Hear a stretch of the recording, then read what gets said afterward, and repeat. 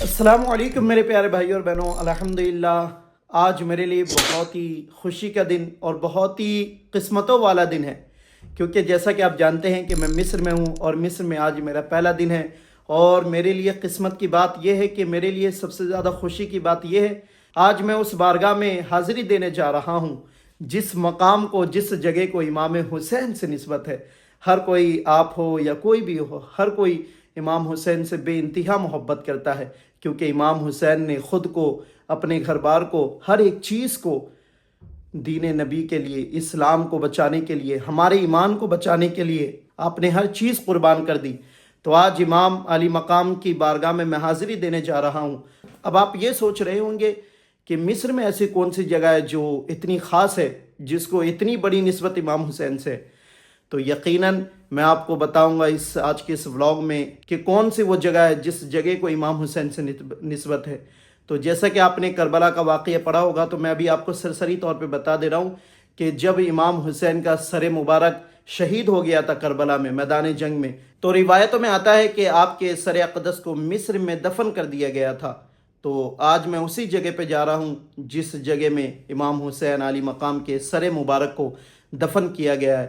تو یہ ہے مسجد حسین، اور یہ ہے مسجد حسین کے اندر کا نظارہ۔ ماشاءاللہ سے یہ بہت ہی بڑی مسجد ہے، اور اسی مسجد کے اندر امام پاک کی یہ بارگاہ ہے۔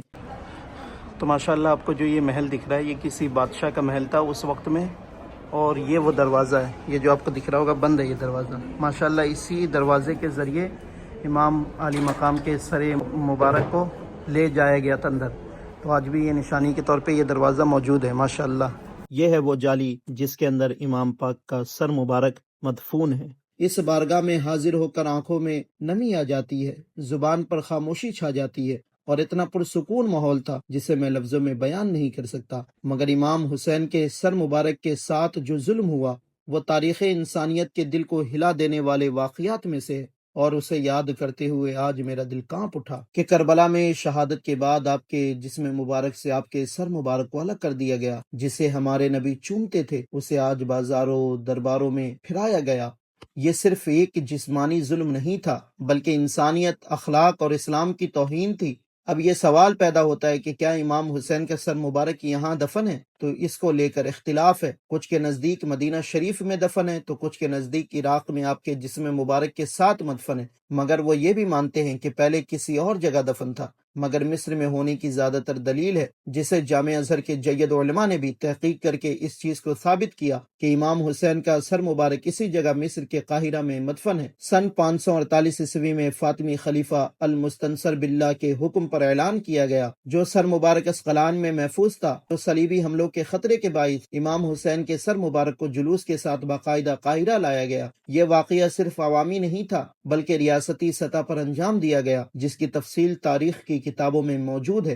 تو مصر میں سر مبارک کے ہونے کی بنیاد فاطمی دور کا باقاعدہ اعلان، معتبر تاریخ دانوں کی تحریر، اور صدیوں سے عوام کا اس بارگاہ میں آنا بھی دلیل ہے۔ یہاں تک کہ ان علماء اہل سنت کا اور صوفیاء کرام کا یہاں حاضری دینے کے لیے آنا بھی ہمارے لیے کافی ہے، جو اسرار و رموز سے واقف تھے۔ تو اگرچہ شیعہ مصر والی روایت کو صحیح نہیں مانتے، لیکن اہل سنت والجماعت اور فاطمی روایت میں جو کہ خود شیعوں کی حکومت سے ثابت ہے کہ امام حسین کا سر مبارک اس جگہ ہے، تو اگر مگر میں رہنے والے اگر مگر میں ہی رہ گئے اور اہل نظر، اہل دل یہاں سے فیضیاب ہو کر چلے گئے، تو جب بھی یہاں آئے تو اگر مگر میں نہ رہے، بلکہ دل کھول کر یہاں حاضری دے، جو سکون میں نے محسوس کیا وہ آپ کو بھی محسوس ہوگا انشاءاللہ۔ اور کہا جاتا ہے کہ جب امام حسین کے سر مبارک کو اسقلان سے قاہرہ میں اس جگہ لایا گیا، جتنے لوگ استقبال کے لیے کھڑے تھے، ہر کسی نے اس خوشبو کو محسوس کیا جو خوشبو امام پاک کے سر مبارک سے آ رہی تھی۔ اور الحمدللہ آج بھی آپ کو اس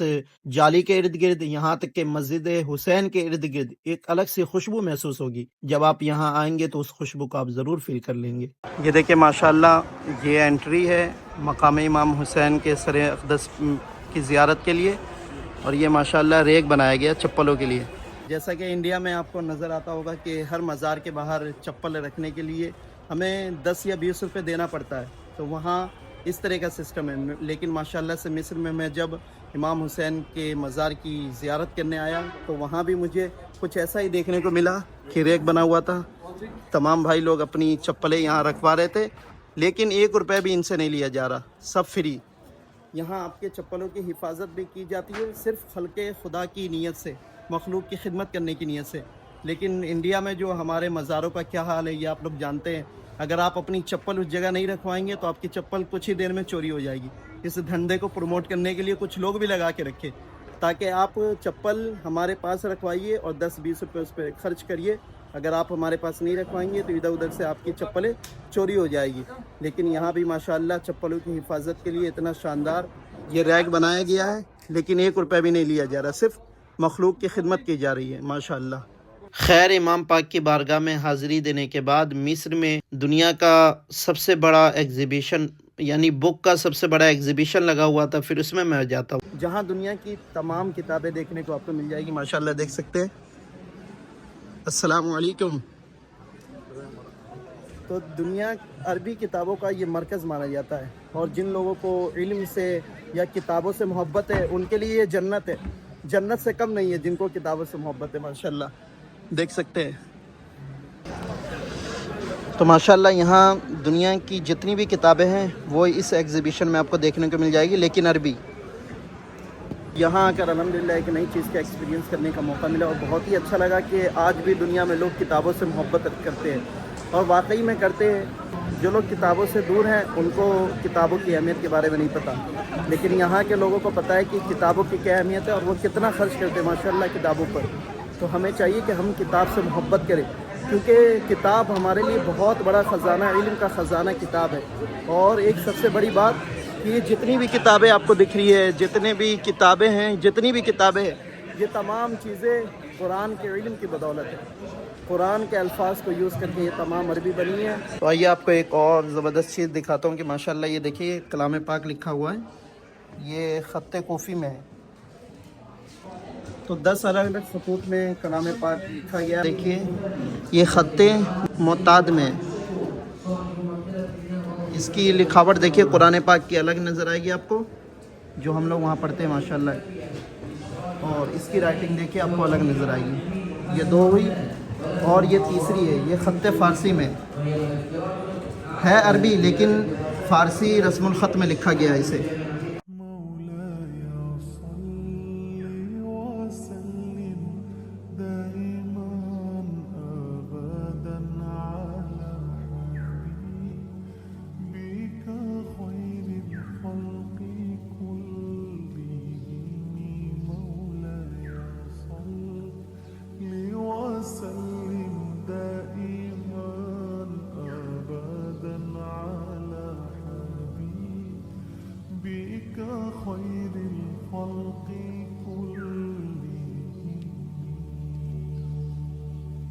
محمد سيد الكونين والثقلين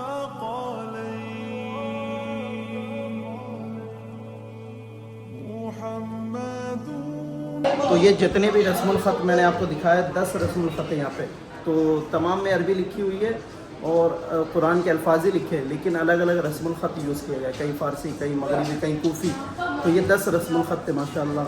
تو الحمدللہ مقام حسین کی زیارت کر کے بہت ہی سکون ملا، بہت ہی زیادہ جو کہتے ہیں روحانی سکون جو ہوتا ہے وہ جا کے احساس ہوتا ہے کہ واقعی میں سر اقدس کی نسبت اس جگہ سے ہے ہی ہے۔ جب آپ مقام حسین کی زیارت کرنے جائیں گے، جیسا کہ میں گیا تھا الحمدللہ، تو وہاں کی روحانیت بھی یہ بتا رہی تھی کہ اس جگہ کو امام حسین سے نسبت ہے، اور اس مقام کو لے کر کیا کیا روایتیں تھیں وہ ساری چیزیں میں نے آپ کو ویڈیو میں ایکسپلین کر دی۔ تو ماشاءاللہ بہت ہی اچھا لگا۔ جب بھی آپ مصر آئے تو ایک مرتبہ سر اقدس امام حسین کی بارگاہ میں جائے، ان کی اس جگہ کی زیارت ضرور کریں، انشاءاللہ آپ کو بہت ہی سکون ملے گا، اور بہت ہی اچھا انوائرمنٹ ہے وہاں کا۔ سب سے بڑی خوشی تو یہ ہوتی ہے کہ بہت ہی سکون، اور لوگ بھی بہت ہی پیسفل وہاں پہ بیٹھے رہتے، سب اللہ اللہ قرآن و حدیث اور صلاۃ وغیرہ پڑھتے رہتے۔ تو جب بھی آپ مصر آئے تو مسجد حسین جائے، جہاں امام حسین کی بارگاہ آپ کو مل جائے گی، تو امام حسین کی بارگاہ میں ایک مرتبہ آپ ضرور حاضری دیں۔ ماشاءاللہ بہت ہی سکون ملا، اللہ میری اس حاضری کو قبول عطا فرمائے، اور آپ لوگوں کو بھی اللہ اس مقام کی زیارت کرائے۔ تو پھر ملتے ہیں انشاءاللہ نیکسٹ ولاگ میں۔